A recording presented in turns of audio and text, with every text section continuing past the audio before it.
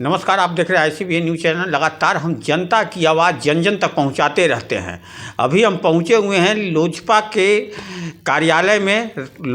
कार्यालय में जो हमारे समक्ष लोजपा के मुख्य प्रवक्ता राजेश भट्ट जी मौजूद हैं। उनसे हम बात करने जा रहे हैं कि 22 जनवरी को राम मंदिर का जो प्राण प्रतिष्ठा रखा जाएगा, उनके तरफ से, उनकी पार्टी की तरफ से क्या क्या किया जा रहा है, ये सब पूरी बात और जानकारी इनसे हासिल करेंगे।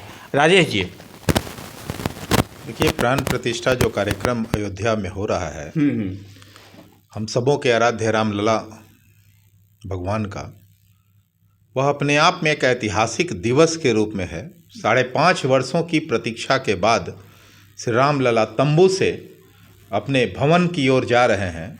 तो यह हम सबों के लिए, पूरे भारतवंशियों के लिए जी, और भारत राम के मानने वाले पूरे देश के बाहर जो बसे हुए विदेशों में भी लोग हैं, ये सब के लिए हर्ष का विषय है।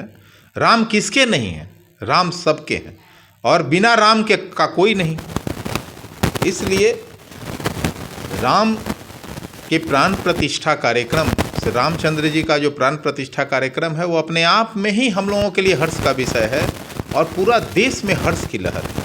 तो आपके राष्ट्रीय अध्यक्ष जो चिराग पासवान जी हैं, वो वहाँ जा रहे हैं? बिल्कुल जा रहे हैं, और उन्हें निमंत्रण भी आया है। वो 22 जनवरी को अयोध्या के रामलला मंदिर के प्राण प्रतिष्ठा कार्यक्रम में बहुत श्रद्धापूर्वक जो है अपनी उपस्थिति दर्ज कराएंगे और पूजा अर्चना करेंगे। और हम तमाम कार्यकर्ताओं का, तमाम नेताओं का जो है राम मंदिर प्राण प्रतिष्ठा कार्यक्रम को लेकर अलग एक हर्ष की अनुभूति है। हर लोग अपने अपने तरीके से हर्ष व्यक्त करेंगे। एक सवाल उठता है कि राम मंदिर, राम के ऊपर लगातार विपक्ष है और कुछ लोगों का पलटवार किया जा रहा है कि राम काल्पनिक है, राम मंदिर नहीं बनना चाहिए, राम मंदिर एक चुनावी एजेंडा बन के रह गया है। ये सब जो है, इस सब से पर क्या कहना है आपको? देखिए, जो सनातन विरोधी ताकतें हैं, जो तुष्टीकरण की राजनीति के लिए जिनकी पहचान है देश में, वो तो कभी भी रामलला के विरोध कर सकते हैं। वो लगातार विरोध करते रहे हैं, मंदिर निर्माण को लेकर, अब प्राण प्रतिष्ठा को लेकर कर रहे हैं। देखिए, उनके ना जाने और जाने से कोई फर्क नहीं पड़ेगा।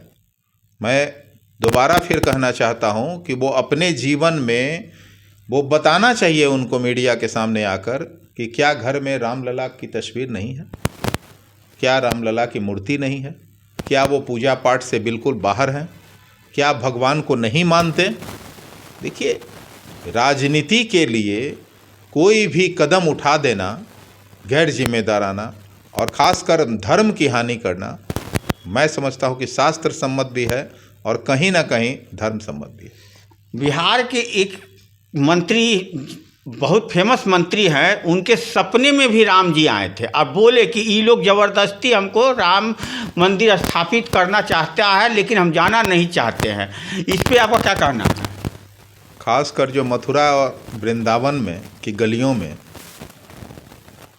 जाकर हफ्तों दिन रहते हैं, एक एक पखवाड़ा रहते हैं, वो राम के बारे में इस तरह की बात कहते हैं, तो मैं समझता हूं कि उनका कहीं ना कहीं चरित्र स्पष्ट हो रहा है बिहार की जनता के सामने।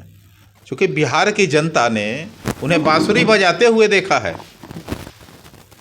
ना, कृष्ण का रूप धरते हुए देखा है, और वो राम का कहीं ना कहीं आलोचना करके खुद आलोचना के शिकार हो जाएंगे।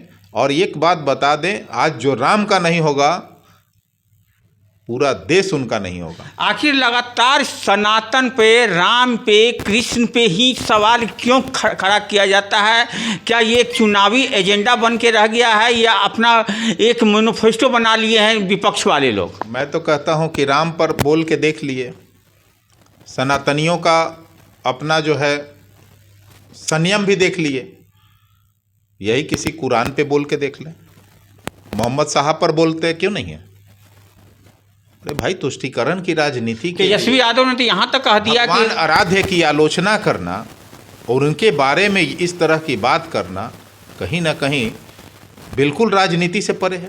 तेजस्वी यादव ने तो ये कह दिया, यहाँ तक कह दिया कि राम मंदिर नहीं बनना चाहिए, वहाँ उसके बदले हॉस्पिटल और शिक्षा का व्यवस्था करना चाहिए था। मैं कहता हूँ कि बिहार के उप मुख्यमंत्री तेजस्वी यादव जी जब से स्वास्थ्य विभाग संभाले हैं, कौन मना किए हुए उनको अस्पताल बनाने के लिए? कितने अस्पतालों का पुनरुद्धार हुआ है? अरे भाई, मैं लगातार देखते रहता हूँ कि आज स्वास्थ्य व्यवस्था की लचर क्या स्थिति है कि सरकारी जो अस्पताल है वो मौत का एक कुआं बनकर रह गया है। जो जाता है वो पहले ही से जो है हताश हो जाता है। सरकारी अस्पतालों में जाना मतलब मौत का मंजर देखना। तो आप बताइए कि तेजस्वी जी को अस्पताल बनाने के लिए कोई मना किया है क्या? भाई, उन अस्पतालों का पुनरुद्धार क्यों नहीं कराते? स्वास्थ्य मंत्री हैं आप, अस्पताल बनाइए ना आप।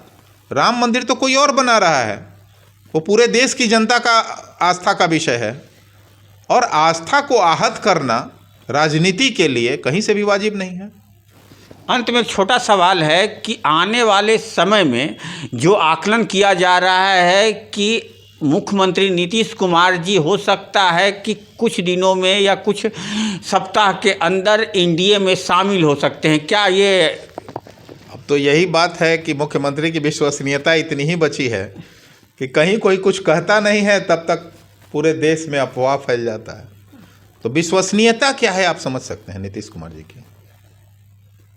ठीक है, कहाँ जाएंगे कहाँ नहीं जाएंगे ये कहना मुश्किल है। ये तो सिर्फ नीतीश कुमार ही जानते होंगे, और वो जहाँ भी निर्णय करने जाएं कौन मना किए हुए है। अगर नीतीश कुमार एनडीए में शामिल होंगे तो उस समय आपकी पार्टी और आपके राष्ट्रीय अध्यक्ष क्या करेंगे? नहीं, हम लोग क्या करेंगे भाई? बीजेपी को तय करना है किसको लेना है किसको नहीं लेना है। ये तो भाजपा का विषय है और भाजपा इस पर तय करेगी।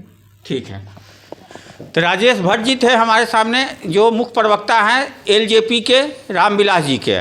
उनका साफ कहना है कि जो विरोध कर रहे हैं वो राजनीति एजेंडा के लिए विरोध कर रहे हैं। राम जो है सभी के आस्था है, राम सभी के दिल में बसते हैं, राम सभी जगह हैं। जो विरोध कर रहा है